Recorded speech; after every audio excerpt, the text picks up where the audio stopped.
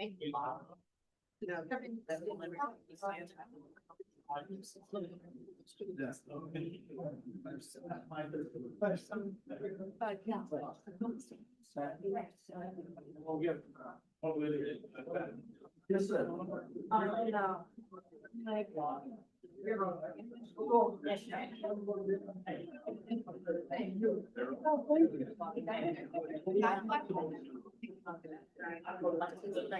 missed it by a couple of minutes.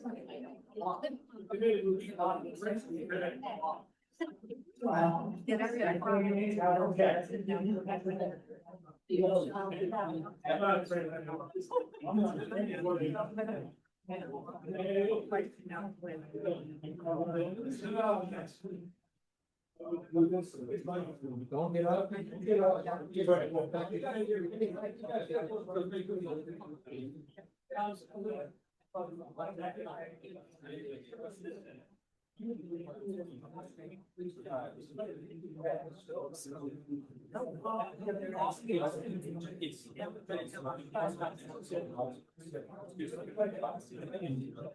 I just want to know, I need to find it. Now.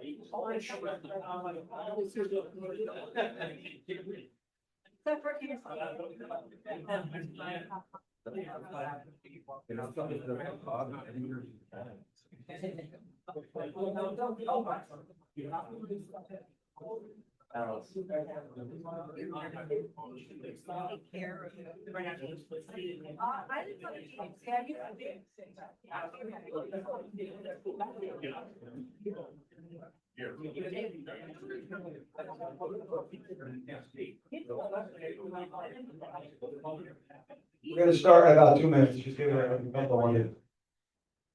If anybody gets too cold, you can just close the window or the door.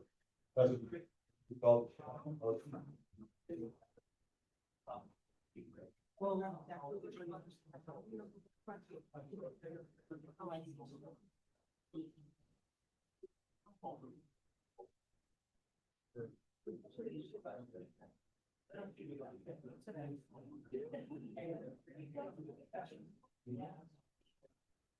With your hand.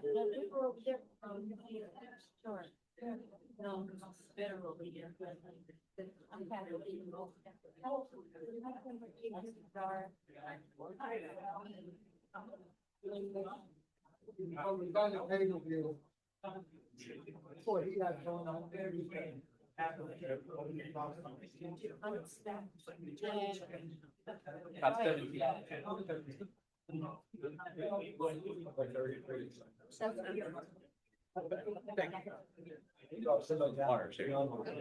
Yeah, and we're recording it, we'll post it again.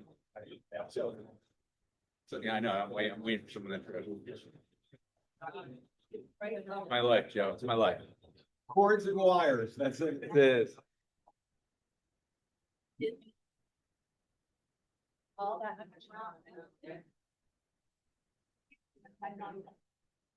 Oh, happy, probably. And the show, the largest. All right, good evening, everyone. I just want to thank everybody for coming. For those of you who don't know, my name is Joe Castro, the mayor. Next to me is Andy Fedorenko, our business administrator. Joe Colosio is our CFO, and Teresa Shapiro is our tax assessor. So each of them will be going through some steps tonight to give you some education. The whole purpose tonight was to educate you on the taxes that we all pay. But where do they go? What do they get you? I'm gonna go through a brief of where your taxes go and what the township does for them. Andrew's gonna handle, and they're gonna handle all the numbers and all the information for you to go through. Try and make it easy to understand, because sometimes it gets a little complicated.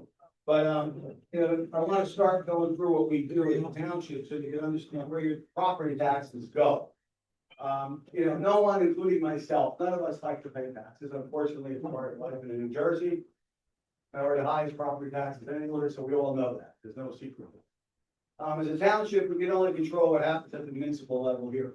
So when you look at your tax things, it's important to understand that when I talk about taxes tonight, we're talking about the municipal side of that. There's a school budget that's passed by the Board of Education. We don't control that. They're the ones that decide what the school budget is, and that's what also goes on your tax bill. So I want to put it in perspective to start out, so in the beginning, so you can understand exactly what I'm talking about. So when we're talking about, when we're talking about property taxes, for instance, we get approximately 20% of the taxes that come in for the township municipality. So if you're paying $10,000 in property taxes, your billing, the township gets $2,000 of that. So I want to explain to you for that $2,000 what you get. Because it's a $10,000 bill, everyone thinks, well, the township's getting all this money, and why is it coming? But 20% is approximately what we get, and they'll go through the number, almost 70% is to the schools, and then there's county involved as well. So for all the services that we provide, it's the 20% of your tax. So whatever you're paying, just look at it as 20% from our side. That's where I'm explaining it tonight. I know we all pay more, and we hate it, and I do too, but I just want to go through the township part of it.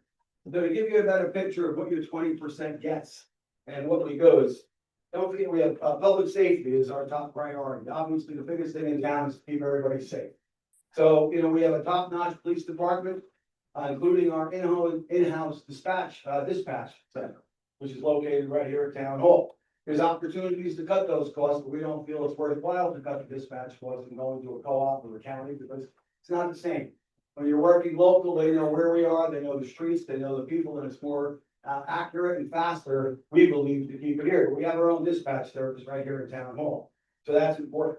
We have 50 officers on the force, 50 total officers on the force, one added last year. That's the first increase in over 15 years of a police officer. So we have not added police officers, even though the township has grown. So that puts a lot of strain on everything. So to understand, we're very fiscally responsible in what we can do. And last year was the first time we added one officer to the staff almost after 15 years, which is a long time when you think about it. So I'll give you some numbers. In 2025 alone, the police department made over 6,500 vehicle stops, over 700 motor crash reports, and 165 criminal investigations, along with over 9,000 emergency 911 calls. That's a lot of stuff. We're a pretty big township. We're the second largest township in Morris County next to Parsippany. So you have to understand there's a lot of stuff that goes on in this town. So that's part of where your taxes go. That's covered part of public safety. Fire and rescue is another one. We have volunteer fire departments, but there's a cost to the township as well. Last year, the fire and rescue responded to over 2,700 calls, which is a lot. The way it works is fire trucks, we bond and go out and buy the fire trucks for the firehouses. Fire trucks are every 10 to 15 years is usually when their lifespan is up and they have to be replaced. To replace a fire truck, usually exceeds somewhere between $1.5 and $2 million to get a truck, one truck. And it usually now is taking anywhere up to 2 years or more, you have to order. So if we order a truck today, we won't get it for 2 years, but we have to have the money for it today, which is another issue. But in order, what we always do is look how we can save money and what we can do. So what they did this year was we needed to order another truck. But what happened was there was one that became available that was already built and someone canceled. So by somebody canceling that order, we put in to get it, and we're lucky enough to get it. And by doing that, we only pay about $950,000, so we saved over $500,000 on that truck by going out and getting one that was already built. Usually they're not built, they build them if they need them, but someone canceled it from another town, so we ended up picking that up. We were lucky enough to get it. So that's our safety, public works, fire, all the stuff that we provide for safety. The other big department is DPW. I mean, when you look at our township here again, very, very big township. We have 290 miles of roadway, which covers both ways. That's a lot of roads just for the township. That doesn't count the county, the state part of it. So we have to maintain 290 miles of roadway. And when you think about, we do paving, when you talk about paving, and people, I know it's hard, that's the biggest thing people see is paving when our road's done. Especially with the price of oil, the average price generally is around $100,000 per mile to pave a road. So you're talking, you know, if you had to do an entire township at 290 miles, you could, how much it would cost would be tremendous. So we budget as much as we can and usually put more each year toward that to do the best we can to get that done. Snow removal is another big thing for us. This year was a big issue. We had a lot of ice, we had a lot of cold, we had snow. Snow removal is very costly for us, obviously. We have 9 water systems that we manage in town that we own. Township has 9 different water systems that need to be operated, updated, maintained. We have sewer operations for all the sewers that we run in town. So we have a lot of sewer systems that we run. Our garbage and recycling. We keep our own garbage and recycling in-house, which is very important. A lot of towns now are farming out. If you go into a lot of communities, the residents have to pay for their own garbage. We don't feel, never felt that it was right to go out and get rid of our garbage and go out and hire another company, because what happens when you do that? You get rid of all your trucks, you get rid of your people, they give you a good price one year, and then every year it goes up, and you have no choice, because you have no vehicles, you have no manpower. So we always look at all the options, but that's not an option at this point for us to go out and save money. It's not worth it. It would cost the residents more in the long run. Our parks, you know, our parks are phenomenal. Turkey Brook alone is a phenomenal park. We have great facilities in town. We got to maintain all those facilities. We have a lot of parks. We have the facilities to maintain. There's a lot that goes on. You have grounds, you have parks, you got all these cutting of the grass, you have all the roadways that have to be cut. So there's a lot of things that have to be done from the township side. Tree removal. Last year, we spent over $100,000 to remove trees because of these dead ash trees that are all over the place. And we do our best to do that, but that was $100,000 plus the manpower to get those done. We also have an in-house fleet service, which is another thing we changed to about 15 years ago. It was more cost effective to do our own fleet maintenance in-house. We have over 130 vehicles and 70 different pieces of apparatus that we have to maintain. To send that out all the time, especially during a snowstorm, when the plow breaks or something happens, you are at the mercy of somebody else. We have our own in-house back here, and they maintain the entire fleet for us, which is more cost effective than farming it out and bringing it to a regular place there. So there's public service, the public DPW part of it. Other essential services, don't forget, the municipal, your dollars also go to, we have the municipal court we have to maintain. We have the library, which is state mandated funding that we have to give the library every year. Our senior programs and transportation that we offer the seniors in town. The clerk's office, which provides free service, notary, oversees all the elections that go on. Now we have mail-in elections, we have early voting, we have regular voting. So our clerks are very busy with all of that we have to maintain that. We have the health department. The health department offers all clinics. We offer mental health services, animal control. We have a public nurse. We do blood pressure screenings, children health services. They got to do food inspections and vaccination. So we have people that have to do all of that. And our staffs are very minimal. We are not heavily staffed in any of our departments. We're very careful what we have and when we have to replace or we don't replace. So we don't go out and just, hire people for the sake of hiring people. Then we also have our people that work in finance, our administration, the construction department, fire marshal's office. There's a lot. So when you look at that number, I'm hoping that it gives you a better understanding when you look at the dollar amount that we get from the township and what we have to do with that amount. And I understand it's a large amount of taxes we pay. It's a small amount that we get considering. And there's a lot of services that go into that amount, that 20% of your property tax that have to go out. On top of that, we have a lot of constraints. We're limited to what we can do in this area. The Highlands, we're 80% in the Highlands, Mount Hollow, which means that 80% of us is limited to what you can build. So we can't bring in a lot of commercial business here because all the things you see on 206 that say for sale, none of those can be built on. There's very small portions of it. So even if someone wants to come in and put a building up there for a commercial property, which we would love, because commercial is where you want to get creative from. We don't want any more housing, because housing drains all our resources that we have. But unfortunately, with affordable housing mandates, like I had in my last one, we're mandated to build these housing units, and we don't want them, but we're forced to. So that drains all these services that I just told you. So even though we'll get tax revenue from those new houses that come in, we've got to provide all these services. So it's really not beneficial to us. We'd rather have commercial. So we can't do large, we try to avoid large scale residential. So basically, just like everything in our lives, it went up. Everything is going up. When you look at your costs, no matter what you do, whether it's your car insurance, your house insurances, everything goes up. But what you have to remember is the township, we face the same increases. Obviously, our utilities went up. We have certain things, they'll talk about all the costs that went up in the township as well. But you gotta remember, there was 11 years with no municipal tax increase.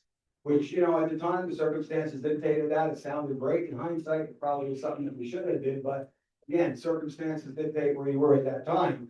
But if you look at it, it created a lot of challenge for us, obviously, going forward. You look at it, and I'm going to say the last thing I'm going to end on before I turn it over to Andrew is, if you look over the last 13 years, and again, I'm speaking municipal taxes, not school taxes, because I can't speak for them. 13 years of Mount Olive municipal taxes, your total taxes went up $135 a year for $324,000 assessment, which means on average, you went up about $14 a year for the last 13 years, which is nothing, obviously, because it's minimum. $14 a year is very minimal. It may seem like a lot more because, again, if you tie in school taxes and other stuff, taxes have gone up. But from our end, what we got $135 from the last 13 years. So I just wanted to put that all in perspective for everybody before we go through all the numbers, that hopefully will give you a better understanding of the services we provide, what we do, and how much we get of your tax dollars that you pay each year. But I'm going to let Andrew take over now and go over the rest of all the information in the budget. Well, thank you, Barry. You covered a lot of what I was going to present. Well, good evening, everyone. My name is Andrew Tatarenko. I am the business administrator here in Mount Olive. I've been the administrator for just over 8 years. I'm also a township resident, so obviously these budget impacts also impact me as a resident. So as the mayor said, tonight we're going to walk through how your tax dollars are calculated, how they are used, and what is driving the 2026 municipal budget. And again, municipal budgeting it's complicated. It's not the most exciting topic, so I will try to keep it as energetic as possible. We'll try to keep all the questions to the end. But if I lose anyone, just feel free to let me know, and I'll go back and explain some more. But an overview of today's presentation, we're going to talk about key property tax and budget terminology, just to make sure we're all starting on the same page and with all the strengths and basic terms. We're going to talk about what factors determine your taxes, how the budget process works, where our revenues come from, and where they go into our budget. We'll get into some capital planning and infrastructure, long-term investments, and how our debt is managed. And we'll talk about some current financial trends and challenges that we're facing. Okay, so before getting into the numbers, it's important to understand a few key terms. So the first is your assessed value of your home. This is determined by the tax assessor, and it's based on state guidelines, and it reflects the value of your property.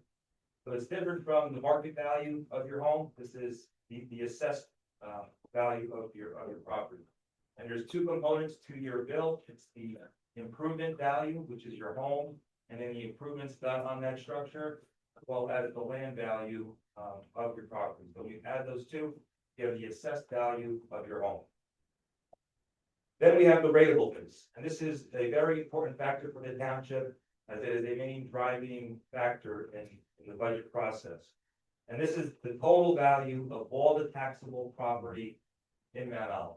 So if you take your property, your neighbor's property, you add it to the commercial property, the township has a total rateable base at the end of every year used in the budgeting process in the following year. You then have the tax levy, and this is the amount of money that the township must raise through property taxes to fund municipal services. And like the mayor said, there are different taxing agencies, there are different levies. We only have control over the municipal levy. And again, that is the amount needed to be raised, via tax. We then have the tax rate. Everyone in Mount Olive has the same tax rate, whether you're, have a, 4-bedroom home, a 3-bedroom home, whether you're a commercial property, the tax rate for every property is the same. And that's calculated by taking the tax levy, dividing that by the rateables, and we get an annual tax rate every year. For each of you, on your tax bill, take the tax rate, times your assessed value, and you get your bill that is billed to you on a quarterly basis. Did I lose anyone? Now everyone's still following? All right. To break that down into numbers, real numbers for 2026. The average residential assessment in Mount Olive is $324,500. The total rateable base is $3.54 billion. When you add up everyone's assessment, which is calculated at the end of the prior year, as of October 1st of 2025, the rateable base is $3.54 billion. And it's important that every year that number continues to grow to help minimize taxes. The Mount Olive tax levy for 2026 is just over $25 million. So this is the amount of money that Mount Olive needs to raise via taxes on the municipal side to operate its municipal budget. Again, this is just the municipal levy. It doesn't take into account the school levy, the county, library, open space. And what's important to remember is, we'll get into what our operating budget is a little bit later on. The township needs $45 million to operate its budget. Only $25 million of that is coming from taxes. So we have other sources of revenue that we use to minimize the impact on taxes. When you take your tax levy divided by the rateable, we then get a tax rate of 0.71, which is the municipal tax rate 2026. You apply that to your individual assessed home, and the average tax bill in Mount Olive is just over $2,200 for 2026. What comes sanitation is? Sanitation is a different tax, has a different tax rate, and it's only taxed to residential homeowners who have a collection. So sanitation has its own budget, its own rate, and its own operating. Because commercial, take care of their own. Commercial take care of their own, correct. And apartments take care of their own as well. Guess we'll take some questions to break down. No, it's, No, it's okay. wait, No, you take them. how do they input the empty corporate structures and so on that we have into this calculation? You mean like vacant properties Yes, corporate and or residential. as far as the assessed value goes? Yeah. Chris, do you wanna handle that? Yeah, that's, we're gonna get further into the assessments, but, basically, Yeah, in New microphone. Jersey, every property is assessed according.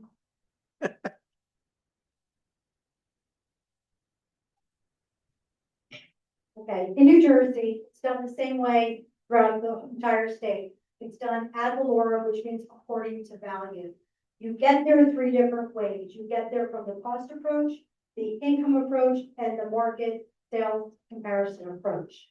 Commercials, you tend to do an income approach. Residential would be sales comparison. Special purpose properties like a church or something of that nature would be a cost approach.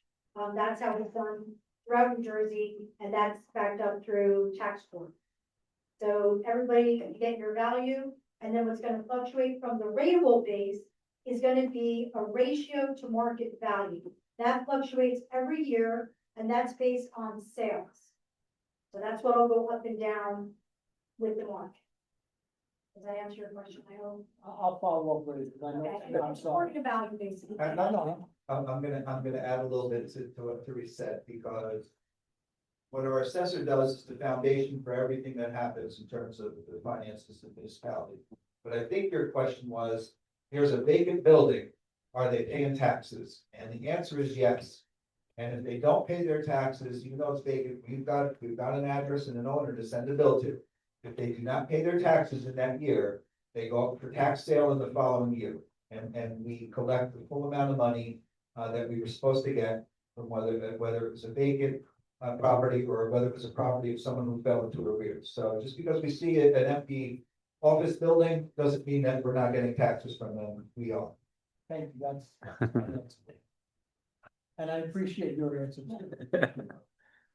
Okay, and just to go a little bit further, later on, we'll talk about what one tax point is or what a penny means on average tax homeowner, average tax homeowner.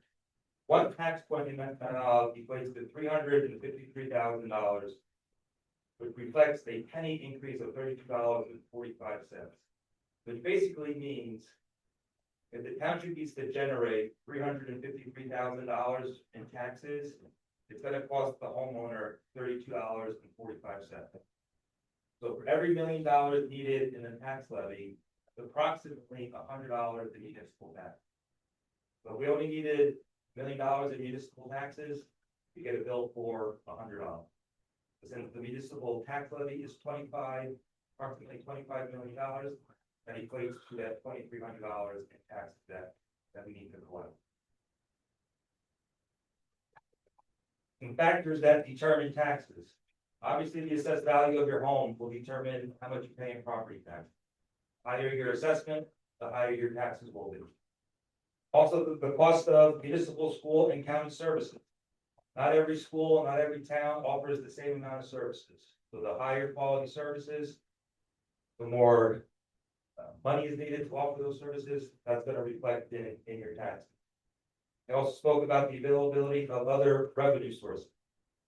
So if you're able to generate or fines and tickets, permit fees through construction costs, state aid, grants, shared services, those are all other revenue sources that the township uses to offset the budget.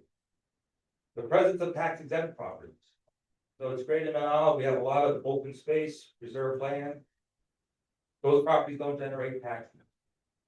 Also, there's a lot of veteran deductions and exemptions in Mount Olive, which is great, they all deserve it. But the more exempt properties, obviously, the other taxpayers that have to make up that burden.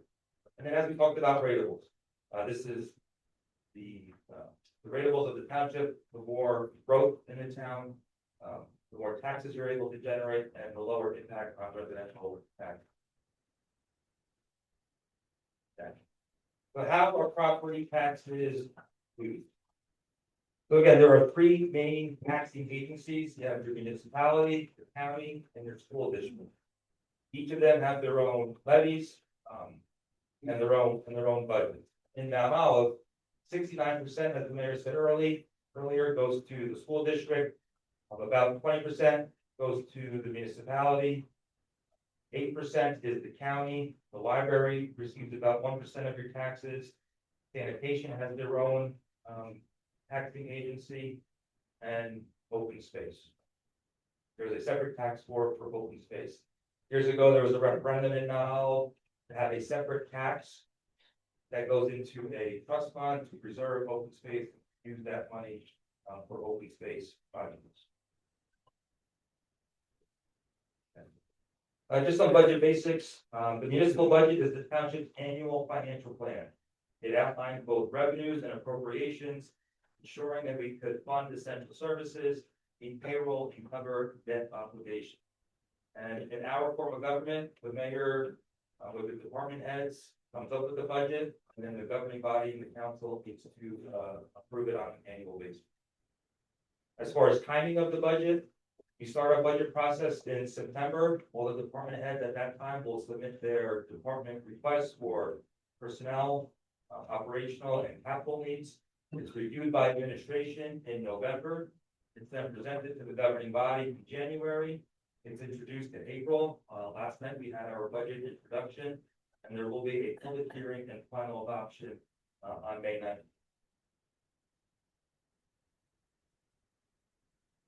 9th. Just a quick slide on the budget process. So it all starts with the assessment. All the properties are assessed. Each governing entity, municipal, county, and school, they set their own budget, tax levy. The tax rate is then struck to ensure that those levies are met. Then the township bills quarterly to collect that money.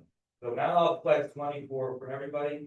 On a quarterly basis, we distribute it to the county and the school district. And what's also important to know, regardless if 100% of the taxes are collected in Mount Olive, right? Not everyone pays their taxes on time. The township is required to send 100% of the tax levies to the school, to the county, that they are made whole. And the township needs to account for that gap in our budget. Pay that money in from out of this school. There's a loan. What do we, on monthly? We collect it quarterly, but we pay it out monthly.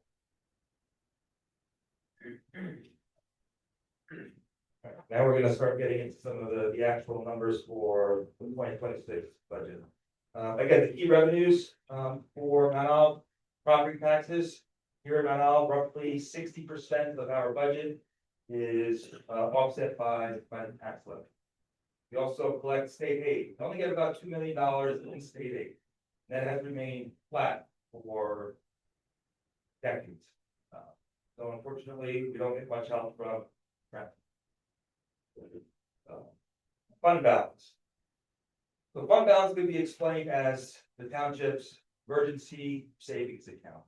And it's an accumulation of money that we collect every year from ourselves, whether from collecting excess revenue from taxes or other revenue that we didn't anticipate that gets rolled over into this savings account. And also excess money that we didn't spend in the prior year budget. The budget is just a plan. That doesn't mean that every dollar in that budget gets spent. You might budget for a heavy snowstorm, might be a light storm, and there's extra money. That money gets rolled over into this fund balance account, and it accumulates year after year. And you use that money every year in the next budget to offset taxes. More money that you accumulate, as long as you're regenerating the same amount, you put that into your budget and help balance the budget. And then other sources of revenue, like I mentioned earlier, we issue licenses, permits, construction fees. Our money sits in the bank, we collect interest. We also do a lot of shared service. Like the mayor mentioned, Mount Olive is the second largest town in the county. We're surrounded by smaller communities, provide a lot of shared services to those communities, and it generates about $500,000 in revenue. Then we get franchise fees from Cablevision, Verizon. They pay us a small portion to operate in Mount Olive. Another big source of revenue are our cellular leases. If you look at all of our water tanks, they all have radio equipment on them. Those are put out to bid, and we're generating about $500,000 a year from leasing that space. So that's where the money comes from. Now, where does it go? The appropriations. We're a service industry, right? We offer township municipal services. The only way to deliver those services is by personnel. So a lot of the township budget goes to salary and wages. They all are eligible for the New Jersey pensions. We have to contribute to pension costs, health insurance, workers' comp, professional services. Not everyone that offers services for Mount Olive is an employee. We have labor council, township attorneys, planners, engineers, consultants. Those are all brought on as what's called a professional service. Debt service is another big part of our budget. Every year we have a capital budget to improve infrastructure, to purchase equipment, and we borrow money to pay for that equipment. Now, on a yearly basis, there's a schedule to pay that money back to our debt service. And then your annual operating expenses, your maintenance costs, your fuel, utilities, office supplies. So those are the main sources of revenues and appropriations. If we are for a second, give me a break, because I want to go back to the state aid that Andrew was talking about, the fact that it's flat for almost 2 decades at this point. About 20 years ago, the state came up with the great idea that the energy receipts tax, that's the tax that's charged to utilities, so whether it's a water company operating within your waters, whether it's PSEG or JCP&L, they pay a tax in order to be able to operate their business in our town. The state about 20 years ago said that, listen, it's a pain in the neck for all these utilities to have to write out 554 checks to all these different towns. So what we're gonna do is we're gonna consolidate that. They're gonna give one big check to the state, and then the state will then send you the money as state aid, as an energy receipt tax. And so within the first few years of that occurring, because the law, when they passed it, also said that it would include inflation adjustments. So, you know, if this is what we were getting in 2026 and 2027, it would go up by, let's say there was 2% inflation. We would get 2% more than we got the year before. Within 3 years, CFOs were now talking amongst themselves that flat is the new increase, because they only honored that increase for the first 2 years. If we calculated out in today's terms, what you should be getting for our energy receipts tax from the state, they owe us $2.5 million more than what we're actually receiving. And when you break that down into the tax point that Andrew was talking about, that translates into roughly 8 cents in terms of a tax rate revenue. So, you know, part of our issue is the state has kind of diverted the funds and they've been now using it for themselves. And I think that's a really important distinction to make in terms of some of the pressures that we have putting together a municipal budget. Thank you, Joe. So the towns just sit by and say, okay, like, why is nobody doing anything? Because all towns, as referred to in the Constitution of the state of New Jersey, are creatures of the state. And there are plenty of examples of, you know, state mandate, state pay is another great example of state comes up with the law and says, hey, we want you to now start implementing lead inspections. The state's supposed to pay for that, you know, by constitutional mandate. They don't. And so that it winds up falling on each individual municipality to now come up with money for whatever great idea the state just came up with, despite the fact that the law says state mandate, state pay. What Jersey makes, Trenton takes. Yeah. Right? Okay, so to break down those revenues and appropriations into real dollars, the 2026 budget. As I mentioned earlier, out of the $45,840,000 budget needed to operate, $25 million comes from tax credit. The additional $1.8 million is raised in a separate tax levy for the library, and that's a statutory requirement. We also bring in delinquent taxes, so not everyone pays on time, but we're able to anticipate whatever is due in the following year as revenue. State aid, that's that number of about $2 million that is paid flat. Our fund balance, that's the savings account that I mentioned earlier, we're using roughly $2.9 million of that budget to balance the budget. And then we have just our regular local and miscellaneous revenues totaling 9.6 for our fines and fees that we're able to collect. About $900,000 in construction fees are being anticipated. For shared services will generate over $617,000. And the private and public revenue for the franchise fees, cell tower fees, just under $2 million. So that's all the money that we anticipate in the budget. How do you determine how much of the fund balance used and how much of the fund balance is left after you use the 2.9 million? That's a great question. I have a slide that specifically focuses on fund balance, so we'll address that then. Where's the business, is business revenue considered property tax, like, is that a property tax number that you collect from businesses? Yes. Business revenue, commercial revenue, that's all in that 25 million. All the tax revenue comes in together. Okay, so on the appropriation side, this is how the money is spent. Just like we have taxpayers that don't pay every year, and I mentioned earlier, we still have to pay 100% of the bill to the other agencies. We put in our budget what's called a reserve for uncollected tax. So we have to ensure that we have 100% of the tax levy. So to do that, we have to fund what we anticipate the difference to be. which in our case, historically, the 1.9 million covers any unpaid tax. Salaries and wages, just over 16 million, operating expenses, 2.5, debt service, $9 million, capital improvements, $366,000.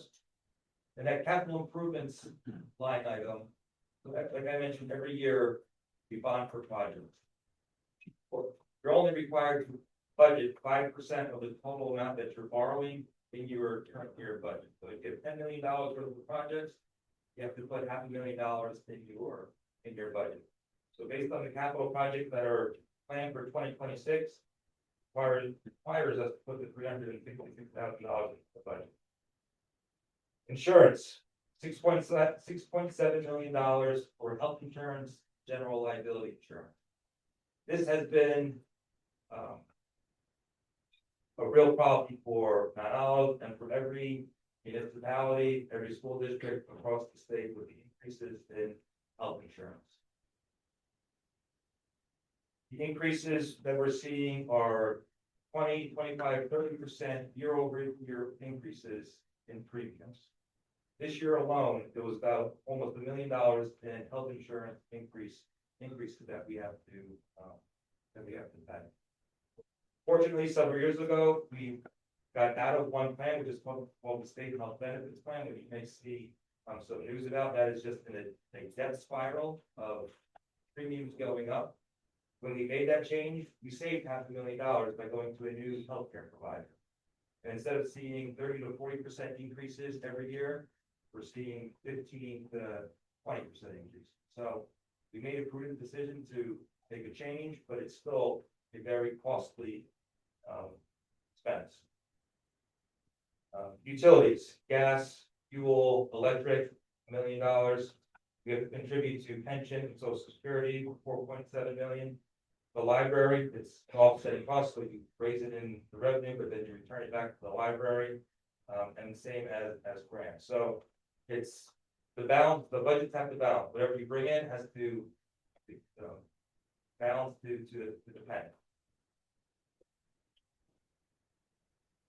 All right, so what does that mean for each department? This is how it's broken down by department. For police to operate a 51 unit police department along with the communication center, just under $9 million. As the mayor mentioned, we have a water and sewer department, and this is actually a separate budget. So that $45 million operating budget does not include this $8.2 million needed to operate the 9 different water utilities and sewer systems. Those are all funded by the users who operate, who use that system. Sanitation, just under $4 million to operate the sanitation budget. That only equates to about $360 to the average person to pick up garbage. So pick up your garbage and your recycling once a week, and all the other services related to sanitation, about $370 to the average homeowner.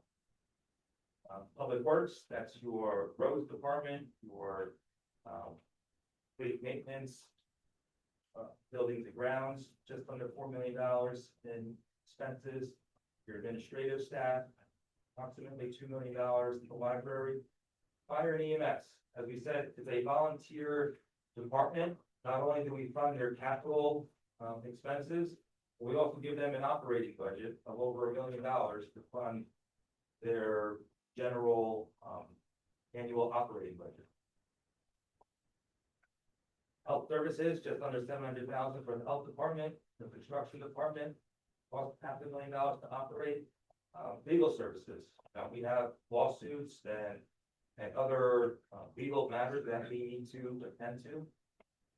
Support costs just under $300,000 to operate. Our IT department, cybersecurity is very important. We want to make sure that our data is secure, that we're not getting scammed by the people out in the cyber network. And then land use, which is our planning department. Those are just the main operating expenses by department. You know, question. Yes. On the cost of the insurance, Do the employees pay any part of that, or is it 100% funded for the employees? The employees do contribute. There is a mandatory statutory, contribution that they need to contribute, so yes. Thank you. What percentage of the property tax revenue is from commercial versus residential? We're gonna get into that a little bit later as well, good question. Okay. So that was the operating side. Aside from that, we also do capital planning. We have a 6-year, multi-year plan for major investments such as roads, vehicles, buildings, and infrastructure. Capital projects are typically funded by borrowing money, and we spread that across time so that current and future residents share in the burden. For the 2026 capital budget, there is roughly $7.8 million in general capital projects and $1.8 million in water and sewer projects. But those dollars are also offset by some grants and some other open space funds. So although that's the total amount of the projects, it's not the total amount that's actually being borrowed to accomplish those projects. So these are just some of the highlights of capital budget. We had the $1 million fire engine, $2 million for road resurfacing this year. Over the last, I'd say 10 years, it's been about $1 million budget. That hasn't been able to keep up with the deterioration of the roads. So we invested in some AI technology to really hone in on the conditions of the road. And based on what we're seeing, we need about $2 million this year to bring those roads back up to where they should be. We're investing in stormwater management around Bud Lake. A recycling truck costs $315,000. And again, we won't see this truck for another 2 years, but we need to fund it now and prepare for the future. Pedestrian safety improvement. There has a big initiative to improve safety along the highways throughout the township. So we're investing in pedestrian safety. And about $1.8 million for water and sewer. I'm sure many of you might have heard about the PFAS and water systems. It costs about $500,000 to upgrade your filtration system to mitigate that chemical. And we have 9 water systems. So we're addressing that as needed. So what about the parts of the town that are on American Water? Like, do they contribute to this? 'Cause No. Then we're being double taxed if we have. No, you're not being double taxed. There's a separate water and sewer utility budget, and that budget is only funded by the ratepayers of that system. So the capital expenditures are only covered by the water and sewer utility budget? Is that what you're saying? Correct. Okay.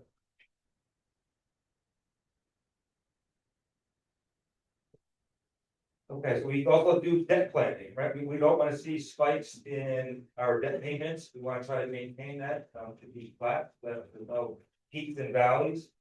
So as of 2025, the amount of debt that the township has is $31 million. This may seem like a lot, but statutorily, we're able to go up to 3.5% of what's called our average equalized valuation basis. So technically, the state would allow us to borrow an additional $134 million for capital improvement. So while we're able to go up to 3.5%, our ratio is less than 0.7%. So although we're investing, $5 to $10 million every year in capital improvements, we're well below where we're able to borrow. Yeah, if I could just add to the statement. This is an unusually low amount of money that the town borrows here in Mount Olive. Most towns with the 3.5% ability based on state statute to borrow, most towns run it somewhere around 1.25%.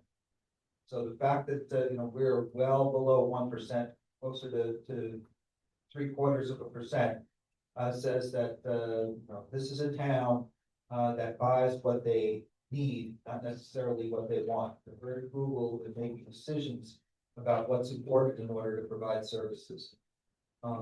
of all the towns that I've worked in, it is very remarkable that ratio is so low. 3-0.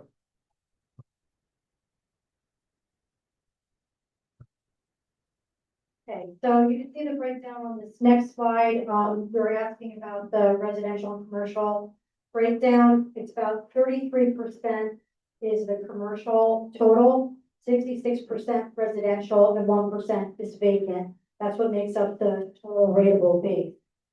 The rateable base, of course, we try to increase this every year. The things that would increase it would be new construction, a subdivision, renovation. Things that could decrease it would be demo, a fire, or a tax appeal. So we try to hopefully get more of the rateable side, increasing it, than obviously it going down. So we can keep taxes as low as possible from year to year. I already went into the appeal, how we get tax property with the 3 approaches to value. Yes. On the commercial side, it's based upon use, those are the taxes that have assessed. So it's gonna be according to value. So with a commercial property, you do an income approach to value. Now, it's not the business that's in there that we're valuing. We're valuing the real estate, not the business. So what would the rents be for that business? So it's that, we have the heirs on family. They leave, they appeal for the tax rate, and they can. That unfortunately, it does work that way because if it's a vacant building, now there's things that, we try to do where can we say it's bad management or, why is it vacant? Or are they not marketing it? So we do try to hold the line and fight it as best we can to maintain the rateable base, but it is based on income. And if the property sits vacant, unfortunately, that will factor into their value. Certain figures on the house, close by, not enough business happening because the company moved out. They could appeal for decrease as well. Yeah, everybody in the whole state of Jersey has the right to appeal. Everybody every year can appeal their tax. I'm sure. But yes, if But the the, success ratio of commercial versus residential, success is probably higher. not necessarily, it really does depend on the market. If we have sales that are showing, that the assessed value is over assessed, homeowners can be just as successful. It's based on the market. All the values come from the market derived.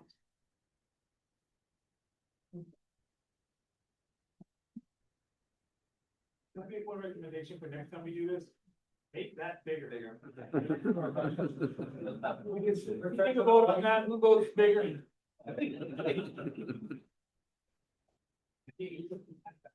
This will be posted on the website, so it'll be due tomorrow. Bigger. Bigger. Got it. There's a handout too. Yeah, and this is just showing the breakdown of all the exempt properties that are not on the rolls at this time.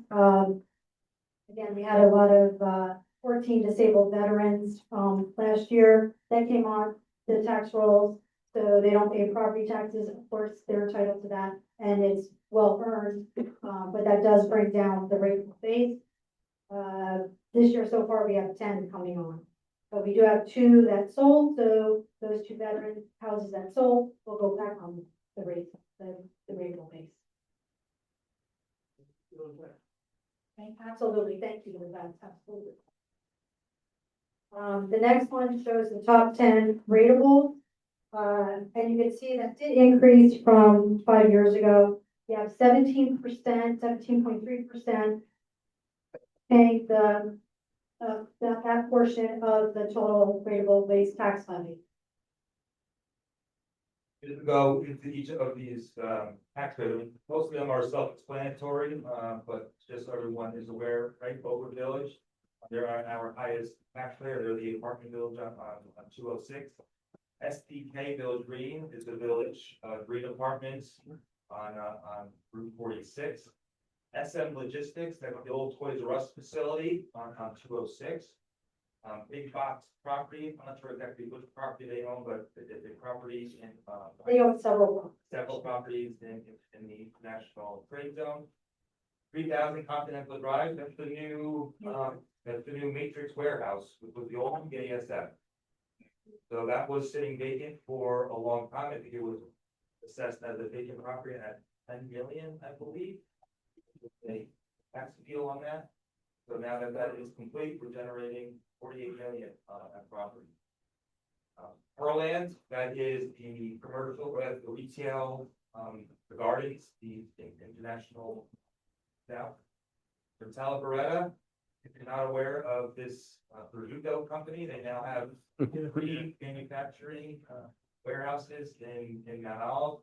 I believe they process 750,000 pounds of meat. One of their facilities is 750,000 legs in Brazil. I'm moving for a town store, that's all I'm saying. If you go to ShopRite, they do have a Verdugo called Mount Olive, so they did make comments to us. Dinner every Sunday over there. The percentage, so if the valuation is $121 million, we're getting 3.4% of that? Now, that's 3.43% of the total valuation, so out of the 3.5 billion that Mount Olive is assessed at, that's the percentage of that assessment. Just out of curiosity, since that's a residential, like what percentage of Mount Olive residents does that account? You know? The apartment complexes, all the apartment complexes, about 40% of Mount Olive. And what is their percentage tax revenue? Percentage tax Meaning if you added up all the apartment complexes, what percentage of tax? for municipal or pool. Yes. Pretty much you take that $121 million, if you multiply that by our tax rate of 0.71, that's what we collect in municipal taxes from them. So I guess the question I'm asking is it an undue burden on an individual homeowner versus these because we keep building many people's dwellings here. So who's shouldering the majority of that burden? Or is it relatively flat between an individual homeowner versus a commercial apartment complex? I think that would require further analysis, depending on how many people are in that complex, what taxes, and we could figure out. We know what the average homeowner pays, so we'd have to kind of use that same type of equation and back it to a number of, based on how many residents live in Oakwood and the taxes that we collect, what it is per person. And so, offhand, I don't know that, but that's a good question. Why couldn't you do it Based on the numbers, you don't have people living in your apartment. Like, but, and I work by 2010, I don't figure. Yeah, for 1 unit, right, 1 unit. So why couldn't you, do the analysis based on units? Yeah, like, they would be one house or one unit, it's the same thing. Yeah. It's a living unit. So Yeah. that's irrelevant, how many people. I'm curious now too. Right, are they paying their fair share of all these school taxes? So my taxes are really high. Also, Homeowner, how many? right now, Would be the bigger. yeah. Yeah. Probably generate a lot of schools, a lot of kids. I also want to know that you just opened a calendar shop, so what is that revenue? Is that the license fee plus the property taxes and that all the time, right? So it's 2% of gross sale revenue, I believe, is what the township will start collecting from that shop. It's anticipated to generate just on between $60,000 and I believe $90,000 in additional taxes. The real money is in the manufacturing and the wholesale distribution. Cannabis part of the business. So yeah, there will be some tax revenue generated. They just opened, so we don't have any of those numbers.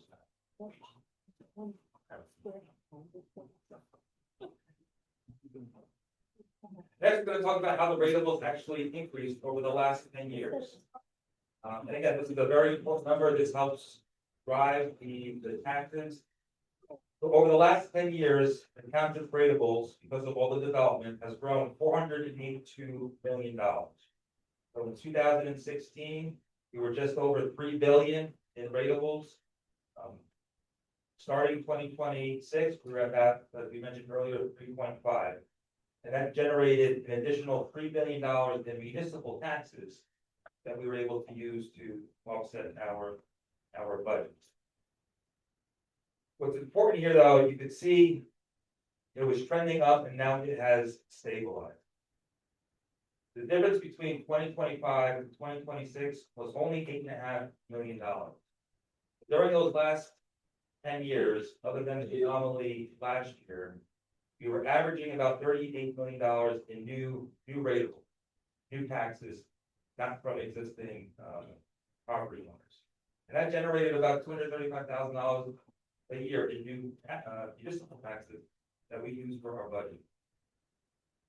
What happened, and which helped drive the budget for 2026, since we only increased the rateable by $8.5 million, that only generated about $60,000 in new taxes in 2026, which is a significant decrease in what we've been seeing over the last 10 years. Any questions on that? Slide? That kind of goes back to the question I asked earlier, which is, you can only build so much. Right. So, So my next slide yeah, is going to tell you kind of what's on the horizon. But there have been two major projects which have been approved. And we have some, future numbers on potential rateables that are out there. So the villages, they did receive approval for two or three new apartment, I'm not sure how many apartment buildings. Village Green, but it was 186 units. That construction hasn't started. We anticipate around 2028. That's going to be about a $35 million new rateable that's added to that 3.5 million. On top of that, give me a second. The Ryan Homes development on Love Lane or Continental Drive, wherever you see it. That was 494 dwellings. That's going to generate $100 million in new rateable. And in the pipeline, the township is rezoning certain commercial properties and making them mixed use. One of them has been rezoned to potentially add 80 apartments. That's another $12 million rateable. So these sound like, and that one is a 55 and over apartment developed. That sounds like a lot of money that's going to be generated over the next 5 years. That's almost $150 million in new rateables. On the municipal side, that's only going to generate about $900,000 in taxes that we could use. So while it's great, that's quickly going to get swallowed up by health insurance costs or salary increases. So Then it is Mount Laurel. well, yeah, there is a affordable housing component in each one of those developments.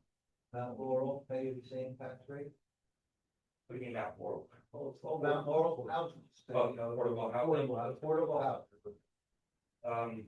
It's They pay the same rate, but their assessed value is lower. They don't pay the same amount. Why is it? Because if it's It's a affordable single family value. house on a piece of property here, why would the assessed value be less? Because we need restricted to this affordable housing component, what is they can pay.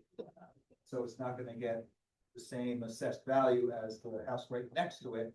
That may be identical, that we know market value would allow it to go for twice as much.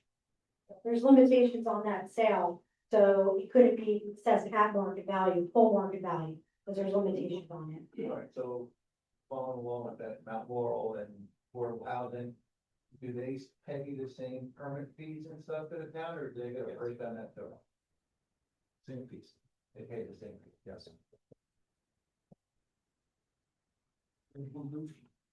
I'm sorry.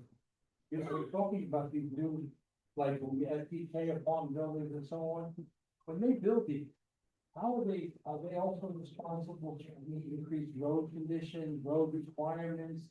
Schools and all that other stuff?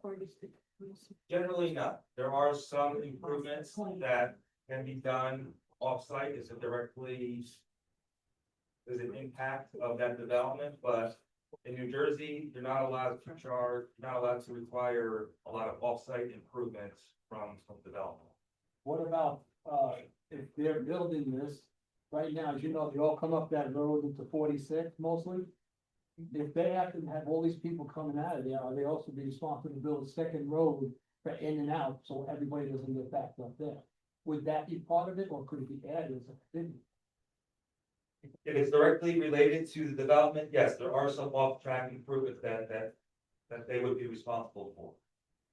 They might have to restripe or add another traffic light, so it's development specific, I would say. So they would not have to add a second road if necessary because of the high volume expected people living there? I'm not trying to put you on the spot. No, it's okay, again, it's specific to the development. But who's deciding if it's approved or required The planning board of Mount Olive? of Mount Olive, correct, so they have a traffic expert, they have their own consultants, their own professionals. They require certain expert testimony from the applicant. The planning board listens to their testimony and it'll be. Is all this new development part of the statutory safety has been a go along for certain? Part of what? I mean, that you see that. Safety. That you see now with the traffic lights being done, no, that's just DOT making improvements on their own. So in 5 years, when we don't have these ratables, but we have thousands of more people that we're supporting, then what? Then your taxes go Great question. including your school taxes. You pay more. Which is why I was asking, how do we not know what? I don't know. So one thing I would say is, I agree with you. The problem is, again, our mandates. Everything you see being built is part of this affordable housing program. We didn't want 478 homes going up, but of course we have to meet our obligations. We actually find locations to build the homes that we need. That was my last seminar we had, was on the affordable housing. I won't go into all of that.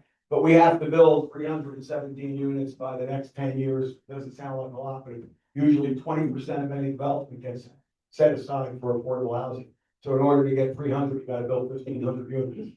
This is the problem we're having in this whole area around here, when you see Hackettstown, Roxbury, everybody's building apartments everywhere you can. We don't want them, but if we don't do it, the state's gonna come in and control it, and then we have no control. So we have to find these locations. We don't want them, trust me. But we're mandated to do it by the state law. That's just the way it is. Affordable housing is an obligation we're doing. I agree with you. I keep saying the same thing. We're gonna hit a point everywhere, not just here. This whole area is gonna get to a point where between highlands that we can't build anymore, wetlands, open space, there's gonna be no place to build and no place for ratables to come in. Where are you gonna get the money? Taxpayers.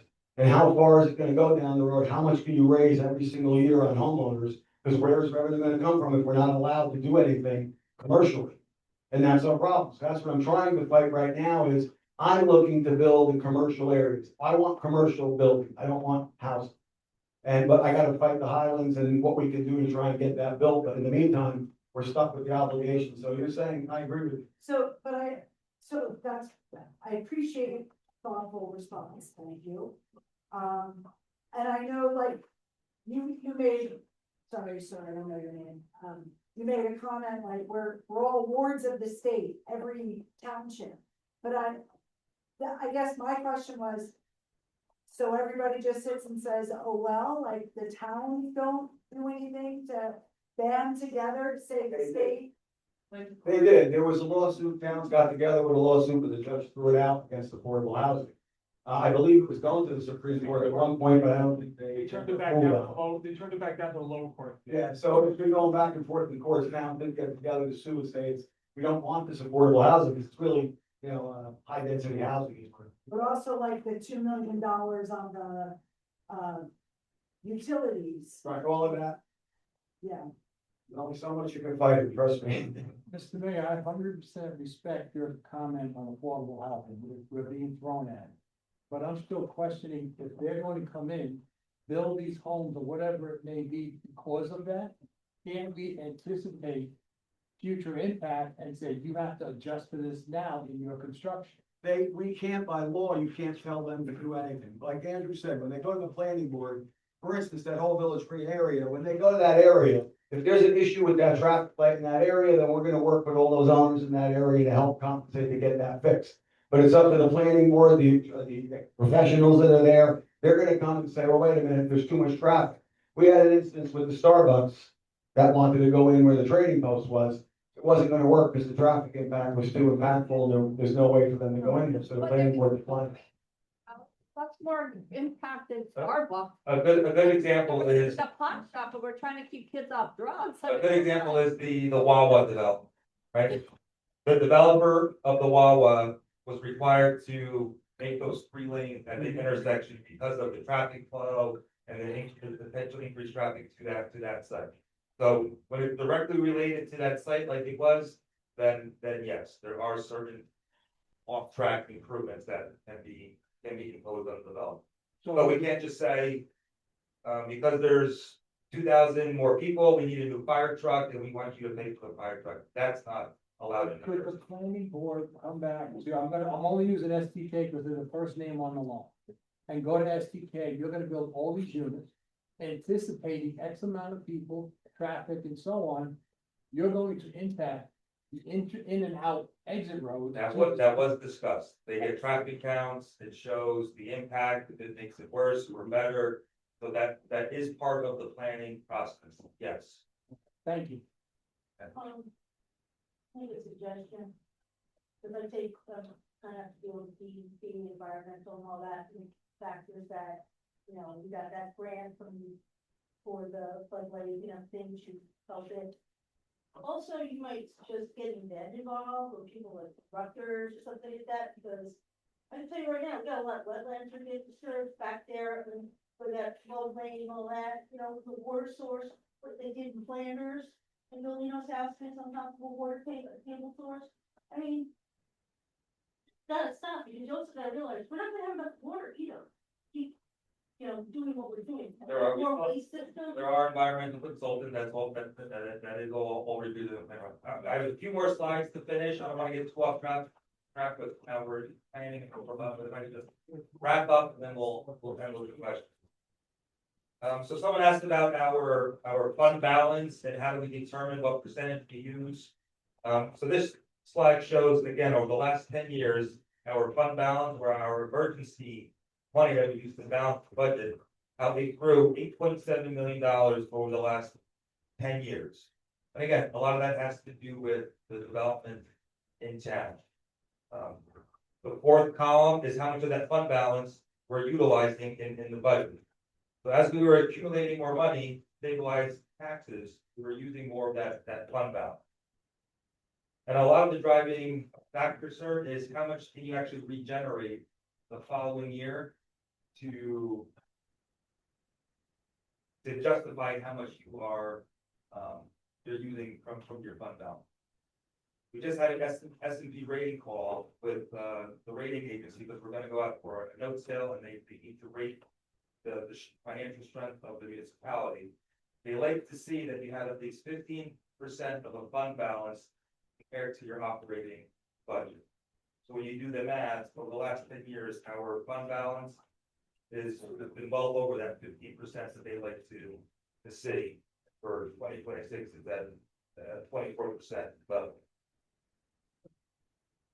so putting those two slides together, because ratables are stabilizing, our fund balance is not regenerating, we're not able to use as much in the 2026 budget. The tax increase that was introduced last night is introducing a budget with a 6.5 point or 6.5 cent increase in the tax rate. 38. Well, the average homeowner, that reflects almost a $208 annual increase on the municipal side of your tax. When we look historically now at the taxes, this is a 19-year study of the municipal tax rate in Mount Olive, and it's to see this, it's tremendous. I know Teresa Young worked in other towns. Out of those 19 years, the taxes only went up 8 years and remained flat for 11 years. If you look at what someone paid in taxes in 2008, again, on the municipal side, it was roughly $1,400 compared to 2026, $2,300. It went up just over $800 over a 19-year period. While we're seeing a big increase this year to catch up with the cost increases that we've seen, that's really 2.35% annual increase every year, which is just keeping up with inflation. So we realize it's a lot to absorb this year, but when you look at it at a bigger scale, I think that puts things more into perspective.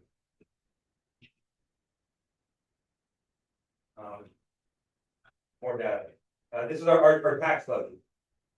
So again, this is the amount of money that we raise for municipal taxes.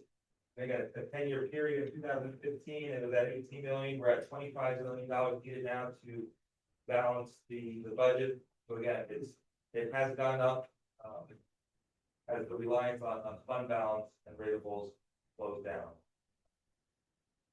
I don't like to always compare Mount Olive with other towns because everyone's services are different, their assessed values are different.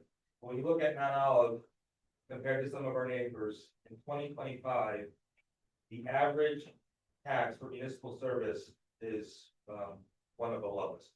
So you are still getting a good service for the dollar that you're paying compared to your neighbors. A few more slides. Talk about some of the challenges in 2026.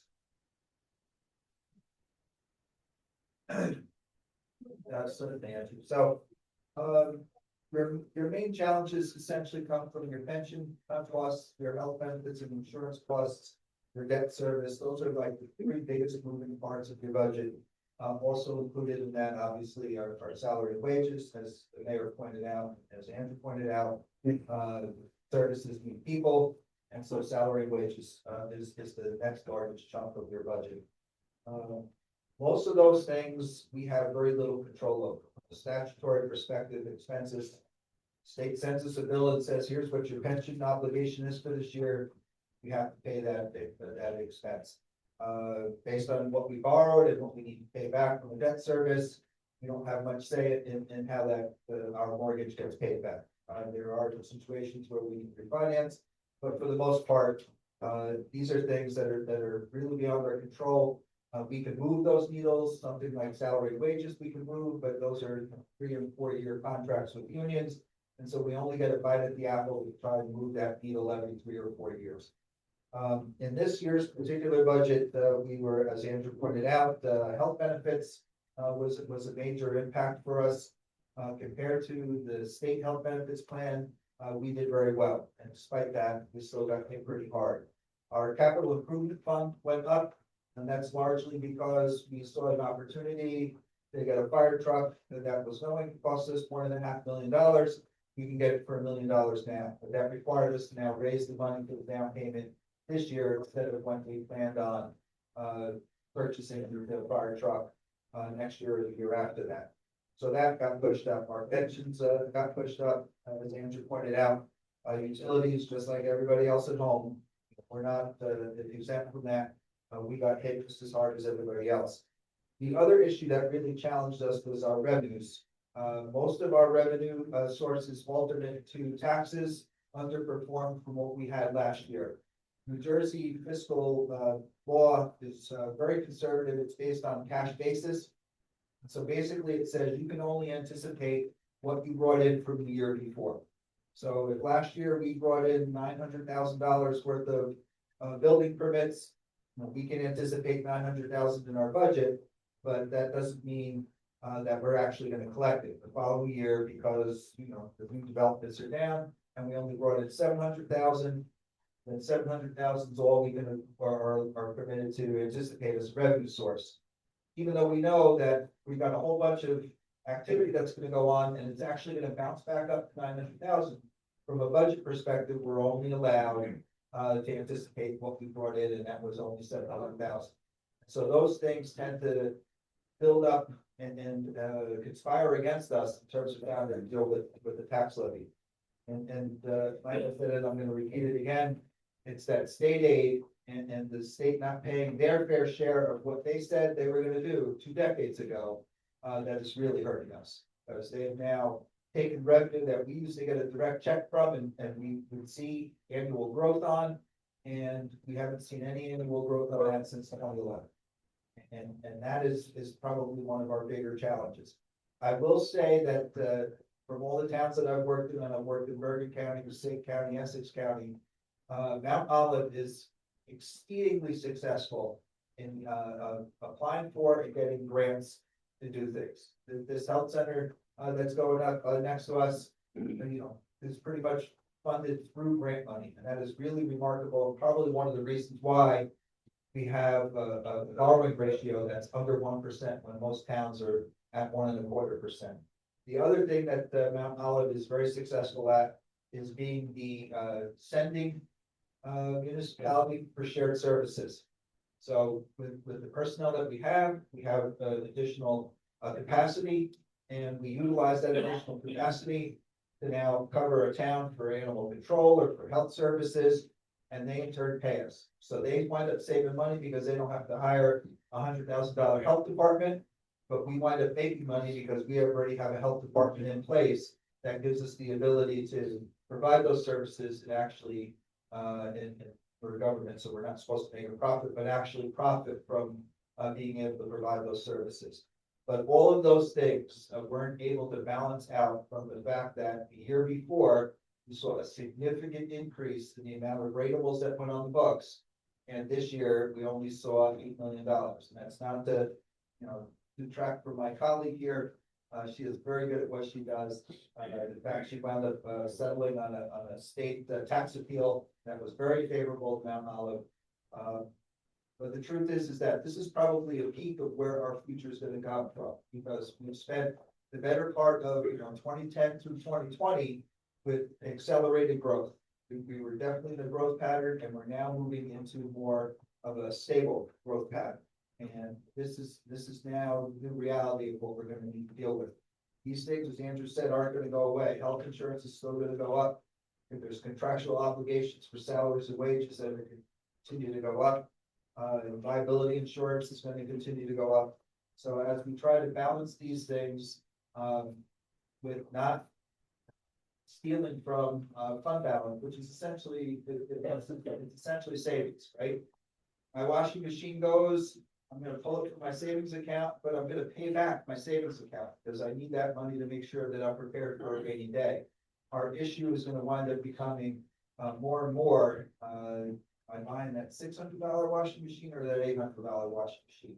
And we're reaching a point now where, we're gonna need to be looking at more of the lower side of what we're using, because we want to be able to get that money put back. Because as Andrew pointed out, rating agencies look at two things. Are you willing to meet your obligations and not use budgeting gimmicks or tricks in order to balance your budget? And is your savings account sufficient so that you can weather an unforeseen expense? And right now, we are in that position where we are AA+ for our rating. And this is the first time I've ever worked in that's had such a high rating. We obviously want to protect that, because that then dictates the interest rates we get, which then dictates how much we have to pay for debt service, which is one of the major components of pressures on the municipal budget. So everything that we've been doing here at Mount Olive is, textbook best practices. But we are going to now start facing a lot of challenges as we move forward and we get out of that high growth phase and we go into that stable growth phase. That was perfect. So we're pretty much done. So again, this slide just summarizes all the services that the mayor spoke about, of what we get for our tax bill. Summary of the tax impact, again, the tax levy only went up, but the rate was $8.5 million. Our tax levy went up $2.2 million. The rate increase is the 6.5% increase, and 207 annually. In your local taxes, which results in about $7 a month. The good thing is there are some tax relief programs. I'm going to put this on back to you real quick. Summarize. All right, I'm going to summarize the various programs that are available.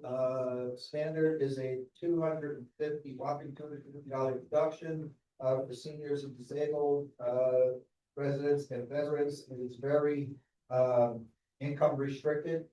You only qualify for it if your income is $10,000 or less. You have the ability to, Not including Social Security. right, you have the ability to eliminate one of your revenue sources. So let's say you're collecting a pension for $8,000 and you get Social Security, which is the bulk of how you're living. You would be able to exclude that Social Security and you would qualify for the $250 deduction.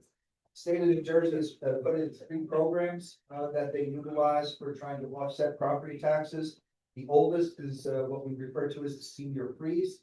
And so if you are making less than, I'm trying to remember what the new income level is. I think it's $172,000. You make less than $172,000, you've lived in your home for 3 years and you are of the age of 65. You would fill out one of these blue book applications and send it down to the state.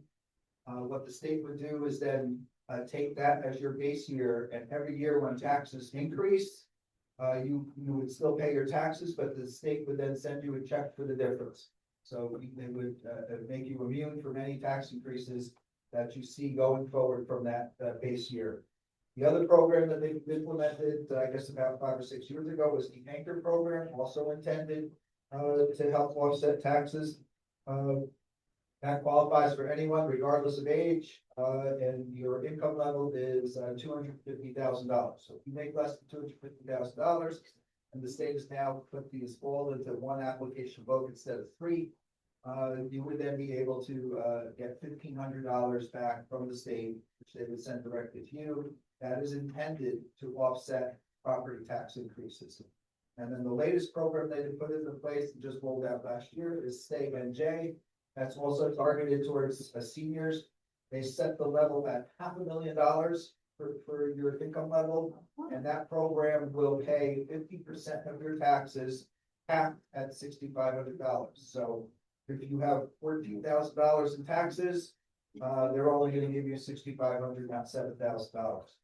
That program has been in effect, and the money goes directly back to the residents. It's done for the first quarter already of this year. It will be done for the second quarter already of this year. Upcoming taxes are due in 2 weeks. But again, you can come to the tax office and get this booklet. You can also file for these programs online. And anyone who is eligible for them, I would strongly encourage you to take advantage of it. They are all excellent programs. I'm sure many of us here are already receiving the Anchor benefit. If you're not, $250,000 is the limit. Please go fill out the application. What's the age limit on the one for $500,000? The Stay NJ, your income level is $500,000. What's the age requirement? Oh, the age requirement is 65. So for the seniors, what they did now, they made it one application for seniors for those 3 programs. You just go out the one thing. Isn't it down to only $4,000, not just half of your taxes? So the governor has proposed a budget that she is looking to reduce the income level for Stay NJ to 250 instead of the 500 that it currently is. And she's also looking to reduce the amount that they will pay. It's still 50% of your taxes, but they capped it down 4,000. This was a hallmark legislation from the state, so there is some serious negotiations going on down in Trenton to see whether or not that is going to be what the governor is proposing, or what the legislature is going to come back and say, no, we put this in, made a promise, we're going to fund this commitment. So no decisions have been made yet. It won't be made until June 30th when the fiscal year ends for the state. Yes. They need to be filled out every year because the income needs to be verified. All right. With the senior and veteran 250 though, that you don't have to fill out every year, that you fill out once. But the veteran, they'll stay on. The senior, the collector once a year will then send something to the owners getting that to say your income stay under the 10,000. So that's the only, you have to file that annually, but not the application itself for the senior citizen disabled adoption. All right, thank you. It's almost time to end, but there's a couple of questions, and if not, if you don't get to your questions, feel free to email us and we'll answer them uptime. Mr. Mayor, this is not a question, this is a statement. I know this all comes up, but I, for one, appreciate everything, and I'm sure a lot of people do, that the township does for us. The staff there is extremely helpful, and the service we get on the streets and stuff, as far as I'm concerned, is excellent. So I want to thank you. Thank you. Well, the largest increase, of course, of health insurance, the big one. Did we shop health insurance this year?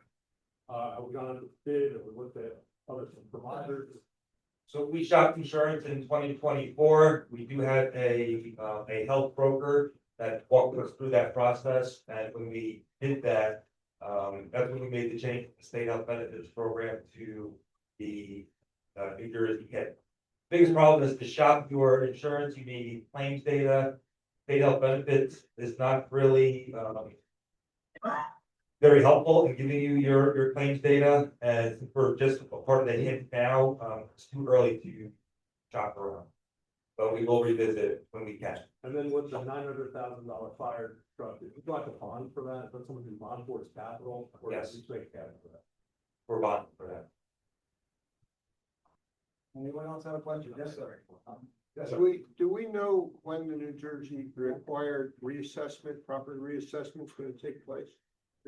So that, Yeah, so at this time, we haven't been ordered to have it. I'm not sure when it's gonna be coming. It's gonna be at some point in the future, but there's other towns that their ratios are less than ours that would more than likely be ordered ahead of us. The other thing is, there's not that many companies that do it around this area. There's some in South Jersey. There's one primary company that does it up here, and they're already doing other towns. So they don't have the resources to do another reval, and we're a large town. So the county does look at that as well when they're ordering these revals. But at this time, we have not been ordered. I hope we don't do it. does anyone else have anything that like? Yes, sir. Pondview Lake, what was it, Longview? Yeah. We own that now? We own that property, and we had purchased it with the intent of keeping it, but when I got in, I decided that we're gonna end up putting it up for sale. Because it's just too much of a cost for us, we were gonna keep it and try and turn it into something for the town, but it's needs so much work and so much money that I don't think it's worth spending the money on right now. So we're gonna see what we're gonna do with it this year, we're gonna do something with it outside of the township. Yes,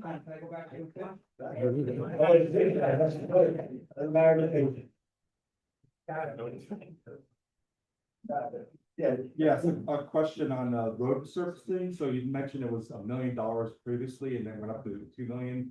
So I just did the math on that. You said, Mr. Mayor, you said $100,000 per mile. So that's 20 miles. If it's Correct. Correct. Now, how many miles are Menlo? Both ways is 490 roughly, 200, sorry, yeah, 145, so about 290 miles. So I was just wondering what the strategy is for, I live in the Clover Hill development. Yeah. So Clover Hill development, it was done, my area was done, my section of road was done about 6 years ago, and then middle development from the bank over to the baseball field was done right around that time. But the rest of the development hasn't been done at that time. So what's the strategy for doing developments to keep them? Yeah, generally what we do is, as Andrew had mentioned, we looked at it, first thing we did is get a new AI program, which is hooked up to the trucks, okay, it's never easy. So there's cameras on the trucks, they rate the roads for us, we finished the full year already. So there's actually that up, which, I don't know if it's online or not, but eventually it will be. But it rates the roads rather than doing it in person, so it'll rate it from 1 to 10 or whatever the number is. But what they generally do is look, the main roads are always first. Obviously, the main roads are the most traveled. Those are the ones that get beat up the most. Then they work into developments. Developments cost the most money because obviously developments are large areas to do. This year, we're concentrating on developments, I believe this year. I know there's a couple of them, Country Oaks and rest of Pershing Estates and all. Landers Crossing. There's some other ones, bigger ones we're trying to finish because we're in pretty good shape when it came to the main roads, roughly. I know there's some patches that are being worked on, but that's how it's graded. It basically goes toward the main roads first because those are the most traveled. And then we try to get to all the ancillary roads and then the developments going to. We budgeted, like you said, $2 million, which is a lot of money, but we only get 20 miles out of it. So we do the best we can. Now, that may change. Sometimes we change a couple of things, once we get into the season, if something happens, then we got to do it. But we try to stretch it. If oil drops, then we'll get more for our money. So we'll see what happens when we get going in the next couple of months. Quick question about the Flanders crossing. The half of the complex was 3-4 years ago, and the other side wasn't, so I guess that's what. Yeah, that would be the other half. But my question is that the reserve portion, it had a bunch of trucks. Because I think it used to be, well, maybe it is like concrete or something. Are we planning to seal that? Because they're just gonna go. Usually they get around. Yeah. We have a sealer, so we can get there, we'll check it out, Andrew will write it down, we'll check it out. Yeah, we do have a sealer for that, but then. On that topic, I had wrote to you about a year ago about Sand Shore.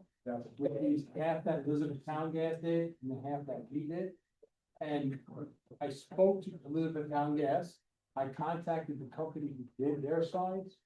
I don't know if you have controls or what is in place, but some things I found out is the quality of the blacktop they're using may be different, the prep may be different. Do we have any way of saying, we're gonna hire you, you have to give us these kind of guarantees regarding this? But nobody can explain, except for those kind of situations, why the two halves, Elizabethtown Gas, this site's still almost like brand new. The other half is breaking apart everywhere. Yes, there are specifications within our code that they're required to resurface it the same way as we would, so we could revisit that and can see what happened. Something that the mayor initiated this year, we're now requiring utilities to go curb to curb. So in the past, they were only required to do the trench. The governing body passed a new ordinance that says that if you go beyond a certain linear feet, you're now going curb to curb, so obviously that helps in the longevity of the road. Thank you. Yes. There's a rebate, the free, than the other, day, it's for 65 and older, but if you're a married couple, who's both the husband and wife have to be 65, or can one be 65 and. As long as one of the people on the deed is 65, you are eligible for the program. Okay. Usually that doesn't fall for the senior freeze, whatever, when you get it quarterly. Both parties, I went through this recently, both parties have to be 65 and up. For which program, I'm afraid? The one where they give you the money every quarter. That's state New Jersey, yeah, That's state of New Jersey. state New Jersey, both parties have to be 65. Yeah, Cause I applied last, they said, no, I'm not, when I worked 65. That doesn't sound accurate to me. If the state that denied you, I would reapply. At a minimum, with two people both on the deed, they would at least give you 50% of it. I'm all back. Yes, we mentioned previously, her page, and I applaud you for that. You just mentioned you have the specifications that they need to meet. What quality controls ensure that the film is used? It's inspected by Public Works. That's the process. It was around checking and make sure that no problem. They got a permit. Well, I just see the repairs and, you know, I have those. Also, too, sometimes they'll run the main and they won't leave because they still need time for the residents to hook up, so it may be another year before they come back and do half the road, so they may not be. But if there's specifics, I'll follow up with who did it and see how the condition is. We're being walked out of it. So I know it's getting late, so two more questions and we're done. Go ahead. I want to thank you for putting this together, and you guys take your time about that out here. I think it's very valuable for us as taxpayers in the town to understand where our tax dollars are going. I don't know any other town that really does this, so I want to give you guys credit for what you've done for Mount Olive. Appreciate it. And one more question, then we can go unless. Do you have any update on the village's water and sewer? Yeah, the only thing I can tell you is the DEP's obviously involved. There is an active lawsuit now, and we joined that lawsuit. It's in their hands, but it's the private utility, so they're dictating the rules of what's going, but I did notice they have a new operator. I did notice over the last couple of weeks, I haven't seen or smelled, I should say, anything so far, so I'm hoping the new operator is doing something. But in the meanwhile, there is active litigation on that. And do you know when we're gonna get the testing kit for the copper? For the water from them, I just emailed them today and they got back to me and said they started picking up samples and they're gonna continue this week. That was their reply to me this afternoon. Because we haven't heard anything. They told me they're picking them up, they started on the 6th and they're continuing picking them up and they'll continue. Or they haven't left us anything, give Oh, them I- a sample. Email them back or let me know and I can get you the email. All right. Thank you. Well, anyway, I just want to thank everybody for coming out. I thought it was important to, do this and I appreciate your attention and anything you need to know, you know where to reach us. You can reach us by email or. Thank you again.